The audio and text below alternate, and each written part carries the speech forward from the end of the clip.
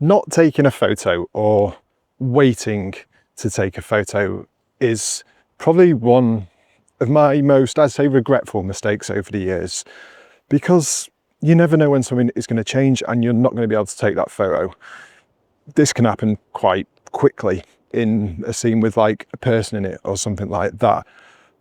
But it can also happen to things that we don't think are going to change over the years. And once a photo opportunity is gone, it's quite likely it might never come back.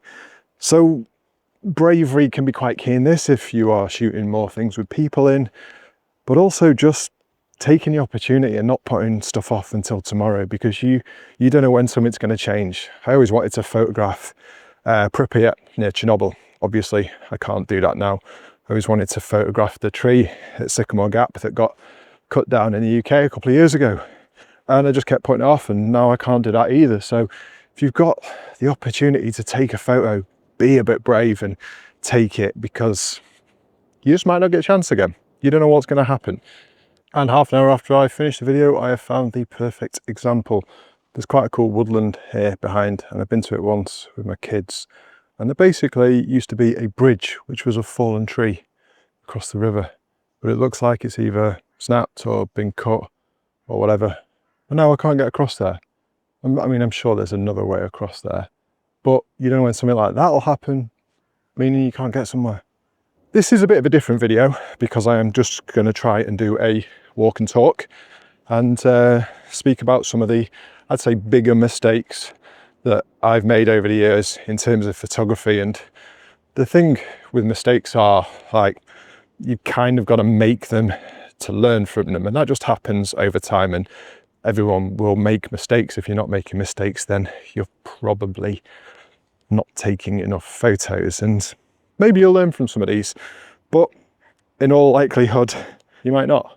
But hopefully it will be kind of helpful. I'll probably have to keep checking my notes on my phone from time to time as well, because I can't remember all of them.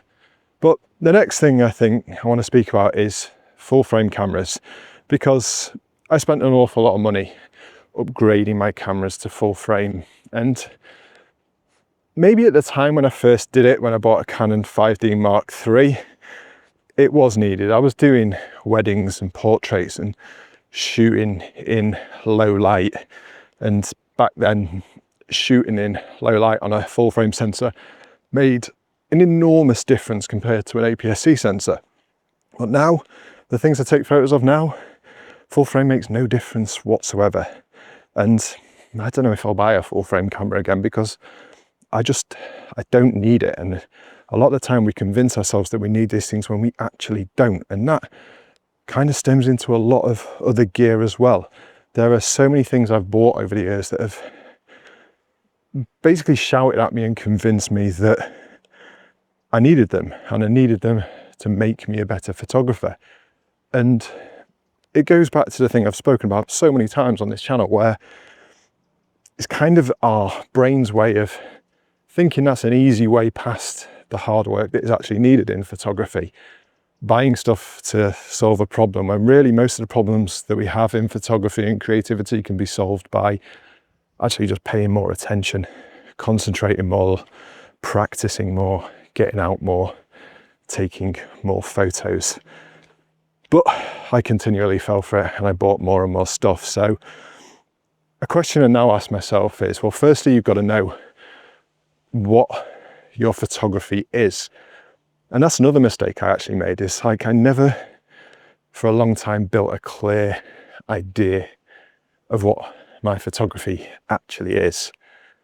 I kind of thought I knew, but I never had like a, this is what I want to take, this is what I want to do. And knowing that in advance would have stopped me from making an awful lot of the mistakes I made. There are about 7 dogs ahead, so I'm going to cut this and come back in a second. I've got a thing about big dogs. I was jumped on one when I was about 7, and I'm not convinced I ever got over it. But anyway, knowing what kind of photographer you are, or what kind of photographer you want to be, is really helpful, because then when you look at any piece of gear, you can ask yourself, is this genuinely going to help me become that kind of photographer? Or is this just something that I'm drawn to because I want a new shiny thing?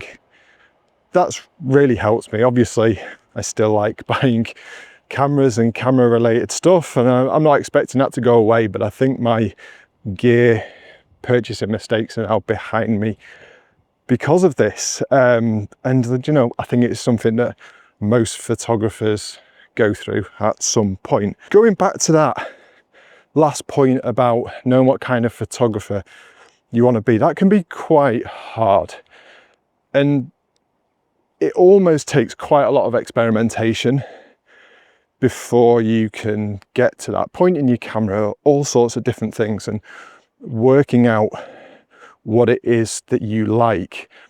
I've got an exercise that I've linked down below. It's called a what to shoot guide, and it basically takes you through your favorite photos and makes you think about why they're your favorite photos, not necessarily your best photos, and then what stops you when you're looking at images. And when you pull those things together and look at the threads between them, that can often give us a really good idea about what we're drawn to, what we want to take photos of. And it's a really good steer away from taking photos because you think it will, I don't know, do well on social media, or your friends and family will like it, or something like that. Editing, I think, is really overlooked, especially now with the amount of people that are shooting straight out of camera photos with things like recipes. And I wish I'd put a lot more time into learning editing earlier than I did, because recently I've been looking back through my archive like I do quite often, and I found photos that I totally discounted when I took them, and I apply the editing techniques to them now that I didn't know back then, and I realized they are actually pretty good. And if I'd have learned to edit sooner, that would have made photography feel a lot easier and more fulfilling for me. And I think in a strange kind of way, it would have saved me some time as well, because now I know how to edit properly. I do it an awful lot quicker, but that learning period for me took so long because I just didn't pay as much attention to it as maybe I thought I should have done. On the flip side to that, a mistake I made continually early on in my photography journey was thinking that an edit could save an image. If the components for a good photo aren't there, no editing is going to save a photo. And that's just a fact. It's just a fact that it took me too long to learn. So whilst learning to edit is really important, you need to know how to take the photo in the first place. Learning editing alone isn't enough. It has to be the whole thing if that is something you want to do. And I'm assuming if you are watching this video, then being a better photographer and using your camera more and all of that is stuff you are interested in. And if you are, maybe consider subscribing. On that note, I am wanting to change what I do. I'm not going to talk about it too much now, but these kind of videos where I talk about hints and tips, it's not kind of what I want to do. I want to help people, try and inspire people to use their cameras more and talk about my journey. I just think there's a better way of doing that. So look out for more videos a bit like that in the very near future. Something I realized a few years ago was the importance of learning from others. I am self-taught, and I say self-taught, it's come from other people in the form of books, videos, courses, that kind of thing. But I never really spent time with other photographers that were a lot better than I was. I never really went on workshops and things like that. I thought I knew more than I did, and I thought I didn't need that. And I see now that that is just complete bullshit.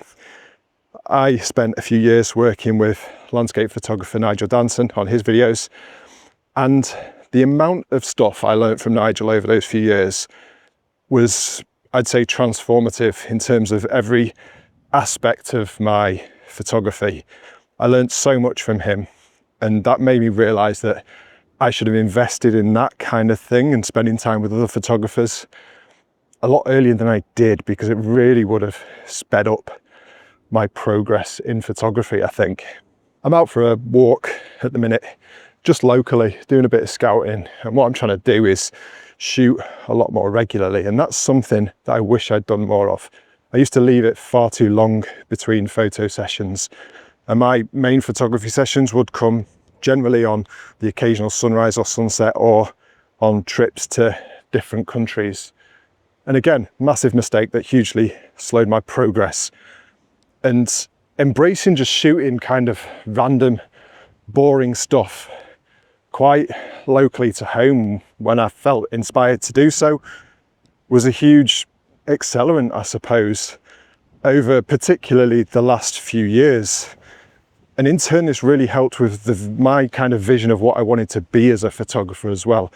So shooting as much as you can is hugely advantageous. But at the same time, if you feel like you're forcing it, don't be afraid to take a step back and reassess what you're doing as well.